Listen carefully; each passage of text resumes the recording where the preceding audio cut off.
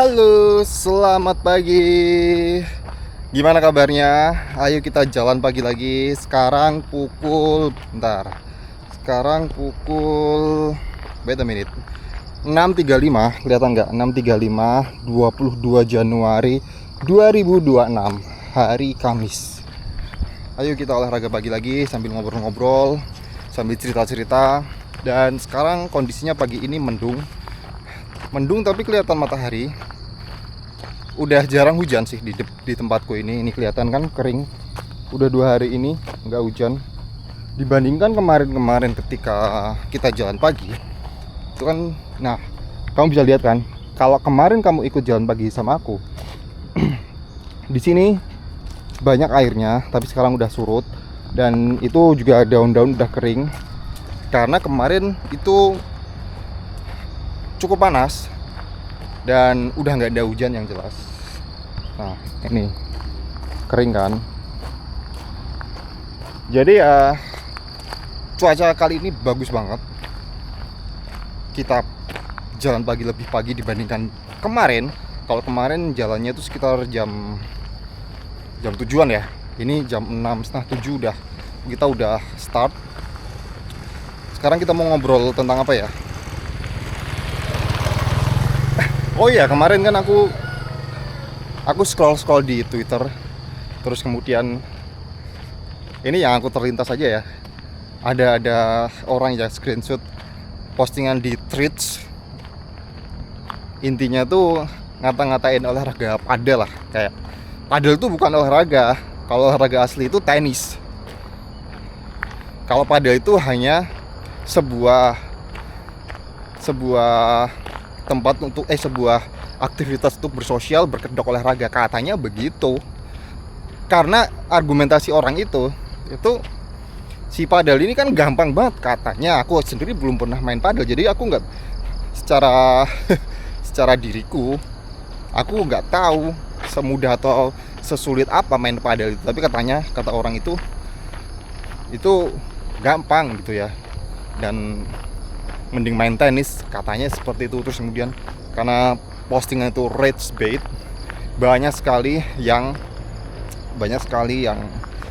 komentar di situ, banyak sekali yang kontra di situ. Apalagi terindikasi orang itu nulisnya pakai AI. Jadi sekarang tuh kalau misalnya orang bikin tulisan pakai AI, banyak yang bilang tulisannya itu sekarang bagus, idenya tuh bagus, tapi makin lama orang-orang tuh jadi tahu patternnya, jadi tahu polanya. Jadi kayak apa ya istilahnya, aku nggak tahu dalam bahasa apa ya, kayak sajaknya atau majasnya itu tuh AI banget lah gitu lah, kelihatan banget. Aku pun juga sebagai pengguna AI, tapi hanya sebagai tempat untuk berdiskusi, bukan untuk bikin konten. Itu juga udah mulai apal dengan bahasa AI apapun itu, GPT, Gemini, Cloud, udah kayak gitu. Makanya karena udah rate speed, udah pakai AI, habislah orang itu di threads. Kau bisa cek lah di thread itu. Nah kalau misalnya si olahraga padel aja dianggap bukan olahraga, terus kayak kita yang jalan pagi ini apa? Cuman jalan santai sambil ngobrol kayak gini, kita mungkin bukan dianggap olahraga, tapi ya udah, nggak masalah. Yang penting kan kita tetap menggerakkan tubuh. At least kalau aku pribadi ya, selagi kita itu menggerakkan tubuh, berkeringat,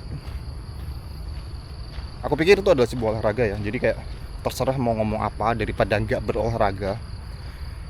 Aku pun punya keyakinan ya, kayak orang yang bikin tulisannya kayak gitu, itu emang beneran jago tenis atau gimana sih? Kok bisa ngomong kayak gitu? Ya udahlah, kita nggak usah ngomong itu ya. Itu dinamika sosial media. Wah, cuacanya bagus banget kan? Kelihatan nggak di sini? Cuacanya bagus banget dan masih sepi, masih sangat sepi.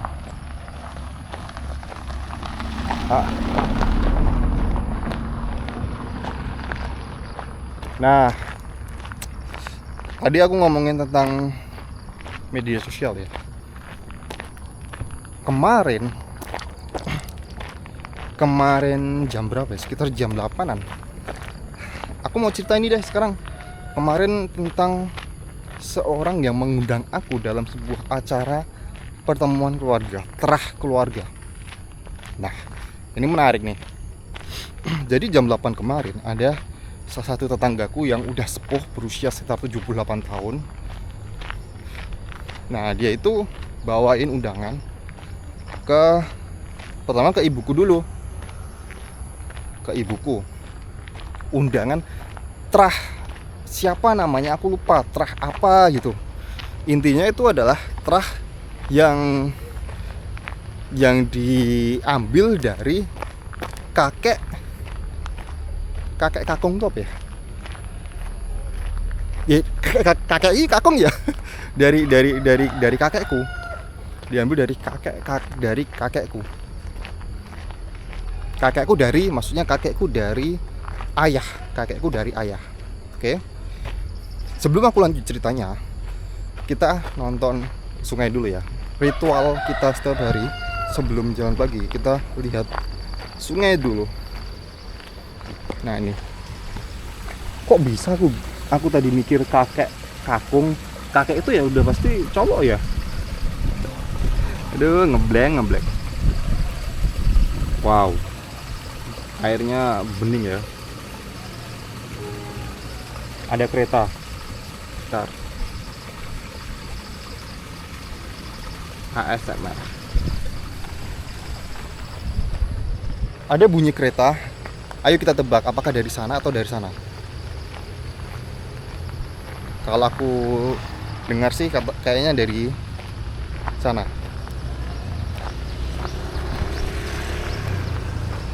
Kayaknya dari sana. Masih pagi, orang-orang pada berangkat ke sekolah. Oke, tadi sampai mana ya? Sampai ada tetanggaku yang udah sepuh ngundang ibuku pertama untuk ke acara itu. Pertemuan dari kakekku pokoknya udah turunan ke berapa gitu ya. Nah, waktu itu kebetulan si ibuku hari tersebut itu tuh ada acara juga. Ada acara, jadi nggak bisa ya.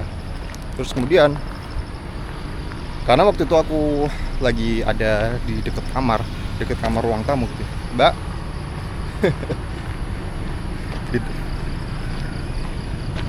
Kereta. Iya. Kereta. Kereta api.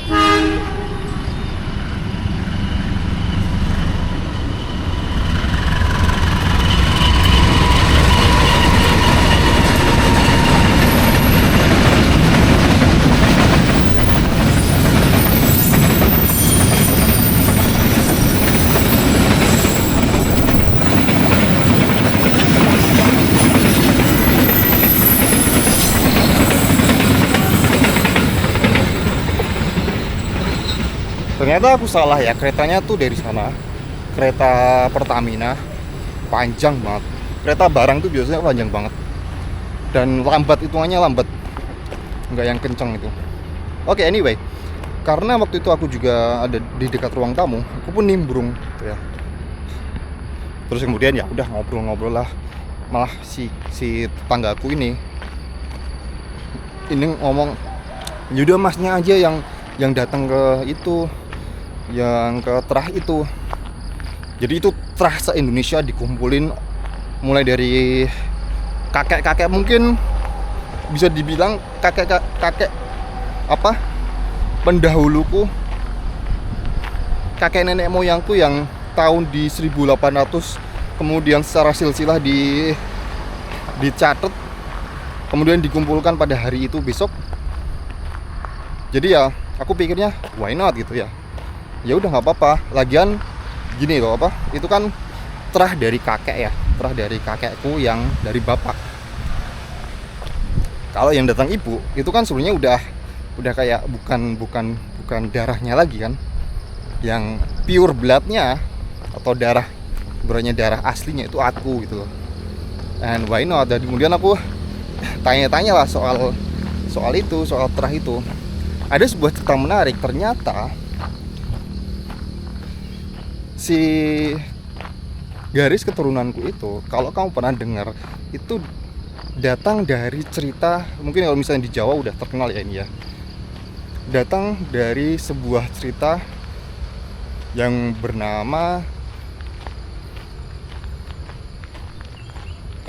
Mangir. Apa ya istilahnya? Raden Mangir mungkin ya, Raden Mangir ya. Nanti aku akan ceritakan detailnya. Jadi keturunanku itu datang dari si Raden Mangir ini, Raden Mangir 4 atau enggak, kalau nggak salah, atau 3, yang beristri namanya Ratu Pembayun. Nah, kalau kamu denger ini pasti ceritanya menarik, akan aku ceritakan ya. Jadi di daerah Jogja itu dulu kan namanya Mataram ya, Mataram Islam gitu ya, Mataram Islam. Itu dipimpin oleh yang namanya Panembahan Senopati. Kita akan belajar sejarah sedikit ya gitu ya. Aku juga kemarin waktu diceritain sama bapak itu excited, dan aku pengen ceritain ini ke kamu. Kita sambil jalan pagi, jadi santai aja ya. Dan ini cerita dari si bapak tadi. Jadi si Panembahan Senopati ini adalah ibaratnya Raja Mataram yang ada di sekitar area Jogja, Solo, pokoknya Mataram Islam lah. Tapi di daerah sekitar Jogja itu ada sebuah daerah yang dia itu daerahnya itu benar-benar otonom sendiri, daerah bebas pajak, daerah Padirkan. Pemimpin daerah situ yang bernama Raden Mangir tadi itu tuh menolak tunduk dengan Mataram Islam. Raden Mangir tadi menolak tunduk, dan itu ada alasannya. Karena memang setiap kali si Panembahan Senopati ini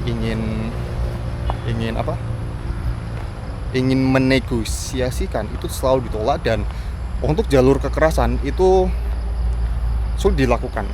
Karena Raden Mangir ini terkenal punya sebuah pusaka yang berbahaya. Punya pusaka, aku lupa nama pusakanya apa jadinya. Pokoknya intinya itulah yang membuat Panembahan Senopati itu kayak nggak berani untuk mengotak-atik daerah situ, daerah bebas pajak. Cuman daerah situ, daerahnya itu di daerah Bantul, dekat dengan Sungai Progo. Halo. Terus udah pada berangkat ya jam segini ya, mantap. Terus bentar, nandur nopo mbah? Nandur nopo? Oh, kacang juga ya. Nah, sampai mana tadi? Terdistraksi ya. Namanya juga sambil jalan. Ntar, aku lupa sampai mana tadi. Oh, jadi Panembahan Senopati intinya nggak mau atau belum berhasil untuk menaklukkan daerah yang dipimpin oleh Raden Mangir itu, yang sekarang terkenal namanya Mangiran, anggap aja Mangiran ya. Nah, si Raden Mangir, si Panembahan Senopati itu memikirkan segala cara untuk bagaimana menaklukkan si Raden Mangir. Nah, kemudian karena jalur kekerasan itu sangat tidak mungkin dilakukan, akhirnya dia mengambil jalur dengan apa ya? Dengan cara halus. Cara halusnya itu adalah dengan si Panembahan Senopati itu punya anak yang namanya Pembayun tadi, Ratu Pembayun tadi. Itu Ratu Pembayun tuh disuruh menyamar menjadi penari ledek. Pokoknya ada sebuah kesenian tari yang entah itu namanya ledek atau apa, yang pada intinya si kesenian tarian ini adalah kesenian yang digemari oleh Raden Mangir. Nah, suatu ketika Raden Mangir ini melihat rombongan penari ledek ini, Raden Mangir ini mengundang penari ini pentas di altar rumahnya yang luas sekali. Ketika melihat Ratu Pembayun di situ menari, ngibing ibaratnya sambil cowok-cowok nyawer, si Raden Mangir itu terpukau dengan Ratu Pembayun. Dia sangat cantik. Wajar lah, anak raja kan. Akhirnya si Raden Mangir ini kayak mengungkapkan perasaannya. Pada intinya kemudian si Raden Mangir ini mendekati Ratu Pembayun yang menyamar tadi, dan akhirnya menikah. Akhirnya mereka berdua menikah, jadi sebuah keluarga. Si Ratu Pembayun tadi itu karena seiring berjalannya waktu, seiring nambahnya waktu, awalnya dia disuruh ayahnya untuk menjalankan sebuah misi, tapi karena akhirnya dia menjadi istri dari Raden Mangir, dia pun lupa dengan misi tersebut, dan akhirnya dia pun juga jatuh cinta pada si Raden Mangir. Nah, akhirnya, bentar ya, barusan nanjak.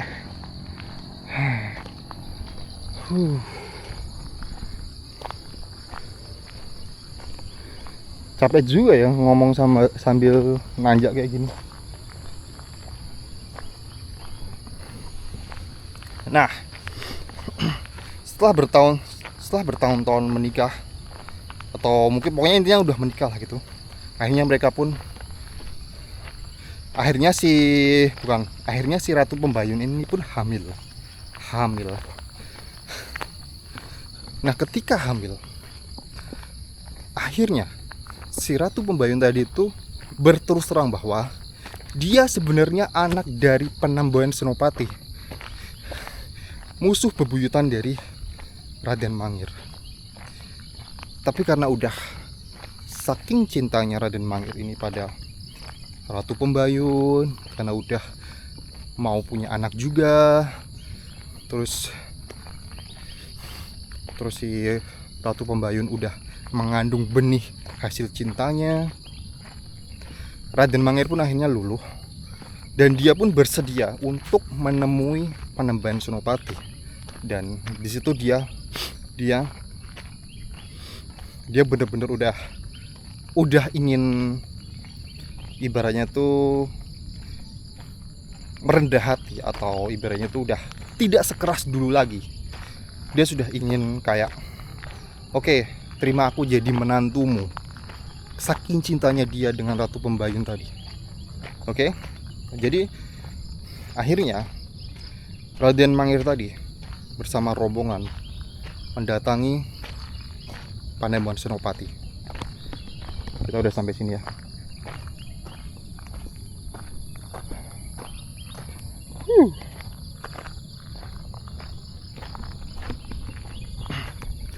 Ketika Raden Mangir tadi menghadap Panembahan Senopati, menghadap ayah mertuanya, di situ dia mengutarakan apa yang dia inginkan, dan dia bersedia untuk tunduk dengan Panembahan Senopati demi istri dan buah hatinya. Semua karena cinta, semua bisa berubah. Dan ketika si Raden Mangir ini sungkem pada ayah mertuanya, di depan ayah mertuanya, di sebuah tragedi muncul. Tragedi itu terjadi. Panembahan Senopati yang sudah kepalang benci dengan Raden Mangir ini itu me- memukul kepala Raden Mangir ke tanah dengan sebuah batu dan menghabisi menantunya, menghabisi musuhnya, menghadapi orang yang selama ini memberontak dengan dirinya. Jadi ceritanya cukup tragis. Kemudian si Raden Mangir meninggal dan dia dimakamkan dengan cara yang unik. Jadi kayak dulu di daerah Kota Gede itu kan, dulu kan Mataram Islam di Kota Gede ya. Mataram Islam itu ada kayak bentengnya itu. Jadi si Raden Mangir ini dimakamkan dengan cara yang unik. Bagian kepala atasnya atau sebagian tubuhnya itu dimakamkan di luar benteng. Sebagian lagi dimakamkan di dalam benteng. Itu sebuah perwujudan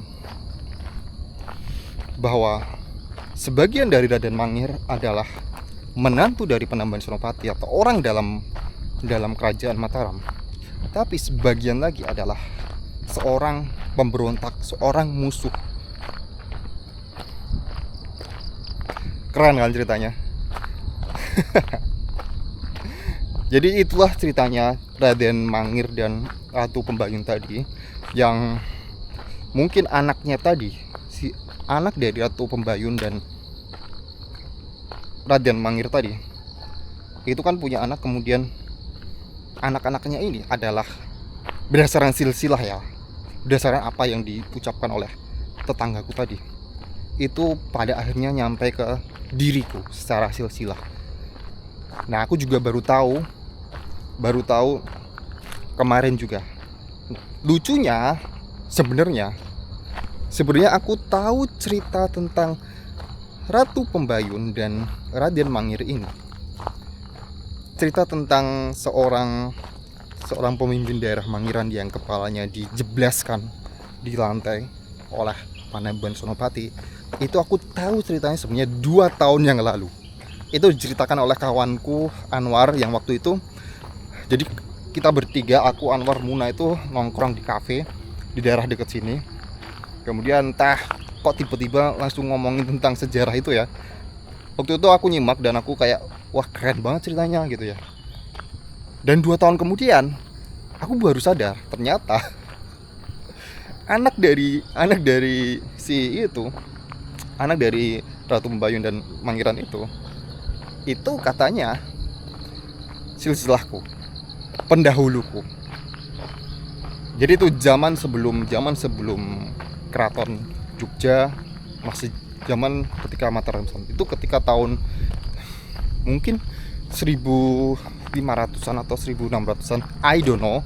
Tapi yang jelas sebelum Keraton Jogja itu kan 1700-an ya. Kalau ini 1500-an. Jadi kayak 500 tahun yang lalu, dan anak-anaknya itu ketika diturut, ya jadilah generasiku. Itu ceritanya, sehingga kayak aku excited banget untuk datang ke acara terakhir itu, meskipun aku tahu 90% orang yang akan datang besok itu adalah pensiunan, orang-orang tua. Mungkin yang anak muda bisa dihitung lah ya, 5% aja mungkin udah bagus. Karena itu satu Indonesia yang dikumpulkan, direkatkan kembali, ibaratnya kayak gitu ya. Keren. Tapi aku yang lebih salut itu ini loh, ada orang yang menuliskan silsilah itu dan kayak intinya tuh memberikan pukulan telak, memberikan apa ya, kayak kesadaran buat orang-orang, apalagi anak-anak zaman sekarang ya. Itu tuh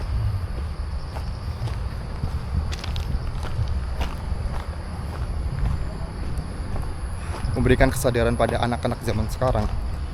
Aku sendiri juga dulu waktu beberapa tahun yang lalu nggak peduli dengan silsilah kayak gitu, nggak peduli aku dulu anak siapa, kakekku tuh dulu siapa. Kayak kurang apa ya, kurang respect dengan pendahulu gitu. Jujur aku pun juga kayak gitu. Tapi sejak aku tuh kayak mulai kenal, jujur ya, aku sendiri ya, sejak kenal sama Ahmad Dhani. Jadi kayak kamu tahu kan Ahmad Dhani itu dia itu sangat sangat menghargai. Dia itu anak siapa, keturunan siapa, benar-benar sangat menghargai. Benar-benar dia mencari silsilahnya. Waktu itu aku menyimak dia. Aku awalnya menyimak dia karena musik ya. Tapi kemudian aku mengikuti video-videonya, mengikuti vlognya. Aku lihat di rumahnya juga ada foto-foto kakeknya, terus ayah kakeknya, kemudian dia juga keturunan dari Jerman, dari orang tuanya. Jadi kayak lengkap gitu. Jadi dia itu bisa menjelaskan orang tuanya itu kayak sejarah. Itu menurutku menarik banget. Nah, sejak saat itu aku tuh jadi kayak aware untuk silsilah kayak gini lah. Menurutku keren aja sih kalau misalnya kita bisa ngomongin keluarga kita dengan sejarah. Kayak contoh lah ya, kayak kakekku dulu yang seorang petani, tapi bisa dibilang petani yang bukan seorang pegawai, bukan seorang tentara, bukan seorang polisi, tapi hanya seorang petani. Dan dia yang bisa punya banyak tanah dari hasil kerja kerasnya. Dia nabung sedikit demi sedikit. Itulah contoh dari cerita dari kakekku. Nah, sehingga aku tuh bisa mengenalkan itu pada next, mungkin dengan anakku, dengan orang lain. Loh, ini loh aku, keluargaku ini. Jadi itu saja yang bisa kita cerita hari ini. Aku udah sampai sini. Kita ketemu lagi besok pagi. Oke? Sampai jumpa besok pagi.